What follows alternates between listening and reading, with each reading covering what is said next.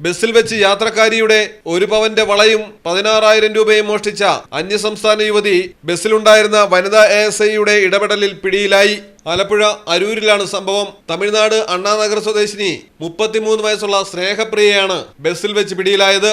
ചേർത്തല കോടതിയിലെ അഭിഭാഷകയായ കോടംതുരുത്ത് ഹരിതാഭവനത്തിൽ 31 വയസ്സുള്ള അഷിത ഉണ്ണിയുടെ ബാഗിൽ നിന്നാണ് പ്രതി പണവും ആഭരണവും കവർന്നത്. സ്വർണം മാറ്റി വാങ്ങാനായി ചമ്മനാട് ബസ് സ്റ്റോപ്പിൽ നിന്ന് KSRTC ബസ്സിൽ എറണാകുളത്തേക്ക് പോവുകയായിരുന്നു അഷിത.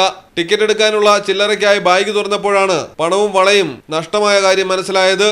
തത്സമയം അരൂർ പോലീസ് സ്റ്റേഷനിലെ ASI സബിത സ്റ്റേഷനിലേക്ക് വരുന്നതിനായി ബസ്സിലുണ്ടായിരുന്നു. യുവതി നോട്ട് ചുരുട്ടി മാറ്റുന്നത് ശ്രദ്ധയിൽപ്പെട്ട സബിത ഉടൻ തന്നെ പിടികൂടി ചോദ്യം ചെയ്യുകയായിരുന്നു. വളയും പണവും ബസ്സിന്റെ പ്ലാറ്റ്ഫോമിലേക്ക് ഇട്ട ശേഷം രക്ഷപ്പെടാൻ യുവതി ശ്രമിച്ചെങ്കിലും നടന്നില്ല. ASI സബിതയുടെ സംയോജിതമായ ഇടപെടലാണ് മോഷ്ടാവിനെ പിടികൂടാൻ സഹായമായത്. പാല കണ്ണമാലി സ്റ്റേഷനുകളിൽ യുവതിക്കെതിരെ കേസുകളുണ്ട്.